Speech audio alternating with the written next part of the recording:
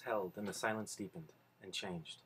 Flickers of the electricity I had felt this afternoon began to charge the atmosphere as he gazed unrelentingly into my eyes. It wasn't until my head started to swim that I realized I wasn't breathing. When I drew in a jagged breath, breaking the stillness, he closed his eyes. "Bella, I think you should go inside now."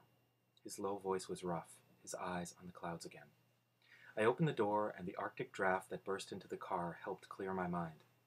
Afraid I might stumble in my woozy state, I stepped carefully out of the car and shut the door behind me without looking back. The whir of the automatic window unrolling made me turn. "Oh, Bella," he called after me, his voice more even.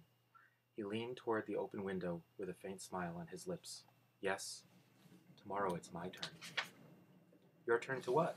He smiled wider, flashing his gleaming teeth. "Ask the questions." And then he was gone, the car speeding down the street and disappearing around the corner before I could even collect my thoughts. I smiled as I walked to the house. It was clear he was planning to see me tomorrow, if nothing else. That night Edward starred in my dreams, as usual. However, the climate of my unconsciousness had changed. It thrilled with the same electricity that had charged the afternoon, and I tossed and turned restlessly, waking often. It was only in the early hours of the morning that I finally sank into an exhausted, dreamless sleep. When I woke, I was still tired, but edgy as well. I pulled on my brown turtleneck and the inescapable jeans, sighing as I dreamed of spaghetti straps and shorts. Breakfast was the usual, quiet event I expected. Charlie fried eggs for himself. I had my bowl of cereal. I wondered if he had forgotten about this Saturday. He answered my unspoken question as he stood up to take his plate to the sink. "About this Saturday," he began, walking across the kitchen and turning on the faucet. I cringed. "Yes, Dad." "Are you still set on going to Seattle?" he asked. "That was the plan," I grimaced, wishing he hadn't brought it up, so I wouldn't have to compose careful half-truths. He squeezed some dish soap onto his plate and swirled it around with the brush. "And you're sure you can't make it back in time for the dance?" "I'm not going to the dance, Dad," I glared. "Didn't anyone ask you?" he asked, trying to hide his concern by focusing on rinsing the plate. I sidestepped the minefield. "It's a girl's choice." "Oh," he frowned as he dried his plate. I sympathized with him. It must be a hard thing to be a father, living in fear that your daughter would meet a boy she liked, but also having to worry if she didn't. How ghastly it would be, I thought, shuddering, if Charlie had even the slightest inkling of exactly what I did like. Charlie left then, with a goodbye wave, and I went upstairs to brush my teeth and gather my books. When I heard the cruiser pull away, I could only wait a few seconds before I had to peek out of my window.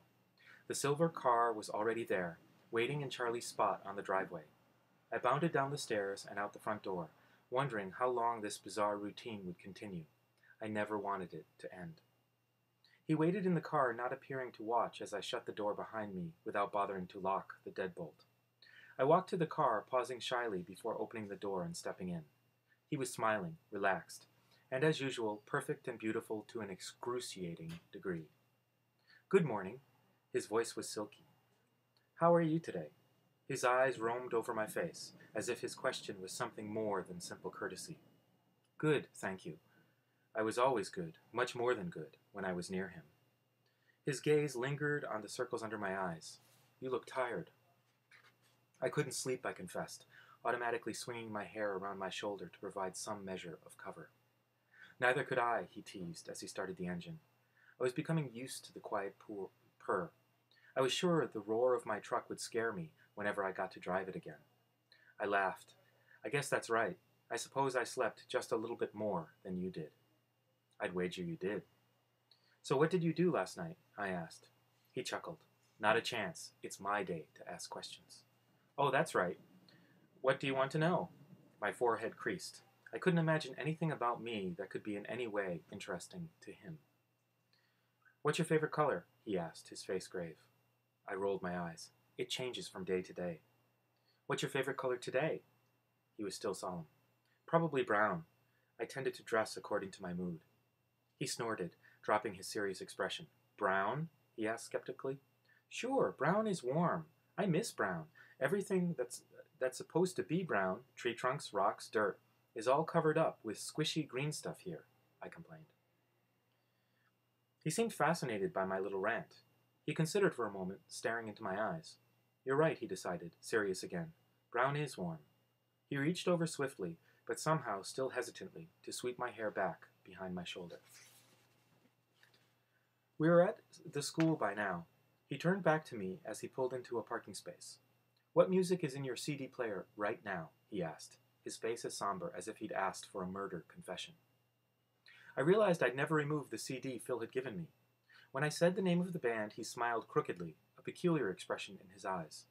He flipped open a compartment under his car's CD player, pulled out one of 30 or so CDs that were jammed into the small space, and handed it to me. "Debussy to this?" He raised an eyebrow. It was the same CD. I examined the familiar cover art, keeping my eyes down. It continued like that for the rest of the day. While he walked me to English, when he met me after Spanish, all through the lunch hour, he questioned me relentlessly about every insignificant detail of my existence. Movies I'd liked and hated, the few places I'd been and the many places I wanted to go, and books, endlessly books. I couldn't remember the last time I'd talked so much. More often than not, I felt self-conscious, certain I must be boring him. But the absolute absorption of his face and his never-ending stream of questions compelled me to continue.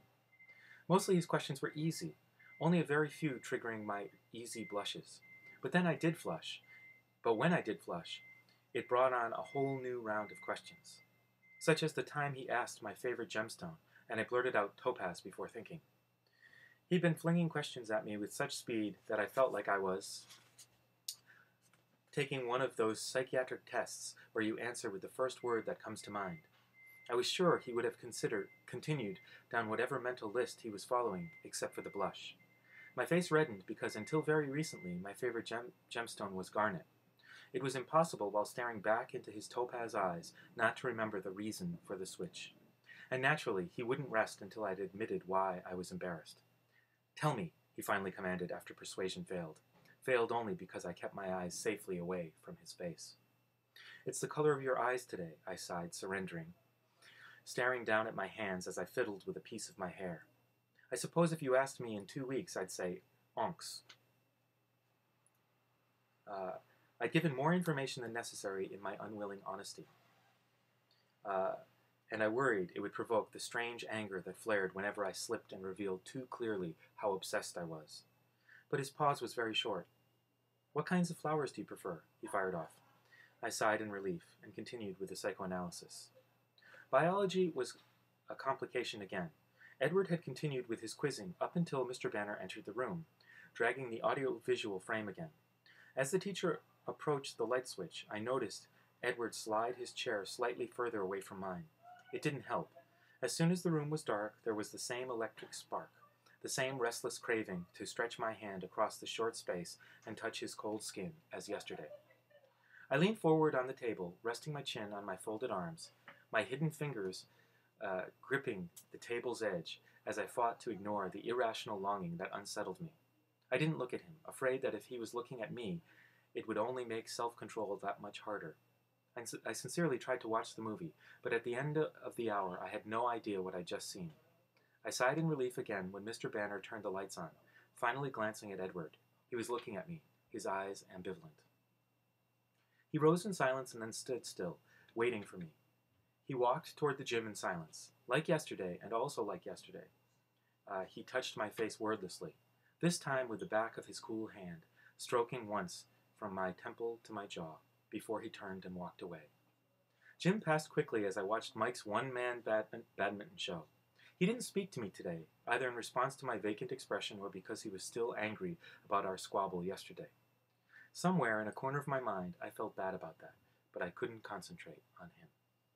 I hurried to change afterward, ill at ease, knowing the faster I moved, the sooner I would be with Edward.